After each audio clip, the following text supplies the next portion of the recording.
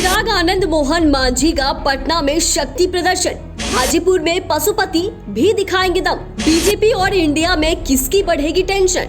लोकसभा चुनावों से पहले नवंबर महीना राजनीतिक रूप से बेहद ही खास होने जा रहा है। इसकी सबसे बड़ी वजह 5 राज्यों में विधानसभा चुनाव है। चूँकि इसको लोकसभा चुनाव का सेमीफाइनल कहा जा रहा है, इसीलिए पार्टियां इसमें पूरा जोर लगा रही है। लेकिन बिहार की राजनीति के लिए नवंबर को ज्यादा खास बीजेपी और जदयू के साथ साथ चिराग पासवान, पशुपति पारस, आनंद मोहन और जीतन राम मांझी ने बनाया है। ऐसे में आइए इस वीडियो में हम चिराग पासवान, पशुपति पारस, आनंद मोहन और जीतन राम मांझी की योजनाओं की चर्चा करेंगे। साथ ही इसका भी जिक्र करेंगे कि इन नेताओं का ऐलान किसके लिए बड़ी चुनौती है। वहीं बीजेपी और जदयू के चुनावी दांव की भी चर्चा करेंगे। आपको बता दें कि चिराग पासवान और जीतन राम मांझी एनडीए का हिस्सा है, लेकिन आनंद मोहन ने अपने पत्ते अभी तक नहीं खोले, चूँकि इस वक्त ना ही एनडीए और ना ही इंडिया में सीट बंटवारा हुआ है।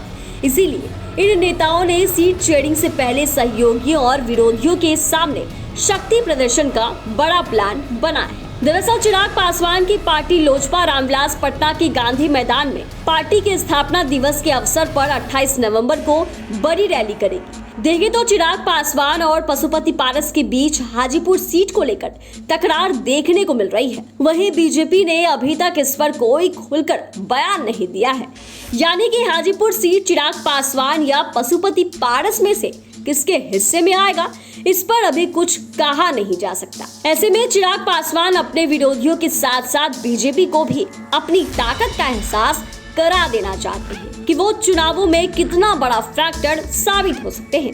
हालांकि चिराग पासवान इससे पहले भी एनडीए को अपनी ताकत दिखा चुके हैं, वहीं वे इस बार भी कोई कुर्बानी सहने के मूड में नजर नहीं आ रहे हैं।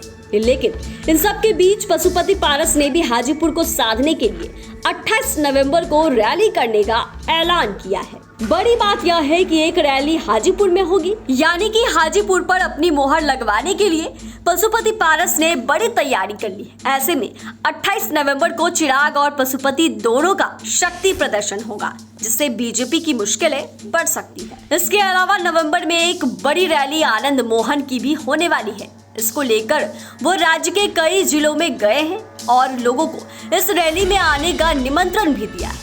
इनकी नजर भाजपा के कोर वोट बैंक कहे जाने वाले सवर्ण वोट बैंक पर है। देखें तो बीते दिनों जिस तरह से ठाकुर का मुद्दा गर्म रहा, वहीं इसको लेकर जिस तरह से आनंद मोहन, लालू और तेजस्वी पर हमलावर रहे, इसका असर इस रैली में देखने को मिल सकता है। वैसे भी लालू के खिलाफ सख्ती के बाद उनकी और नीतीश कुमार के बीच ज्यादा नजदीकी देखी गई। वहीं नीतीश कुमार ने जिस तरह से आनंद मोहन के गांव जाकर उनकी तारीफ की, इसके बाद ऐसा कहा जा रहा है कि आनंद मोहन का पूरा परिवार जदयू में शामिल हो सकता है। ऐसे में इनकी रैली का असर एनडीए और इंडिया दोनों पर पड़ता नजर आ रहा है। वहीं जीतन राम मांझी की पार्टी हिंदुस्तानी आवाम मोर्चा भी नवंबर में ही गांधी मैदान में अपनी ताकत दिखाएंगी। चूँकि यह पार्टी अब एनडीए का हिस्सा है, इसीलिए मांझी कहीं ना कहीं रैली में भारी भीड़ जुटाकर एनडीए को अपनी ताकत दिखाना चाहेंगे, ताकि सीट शेयरिंग में ज्यादा भाव मिले।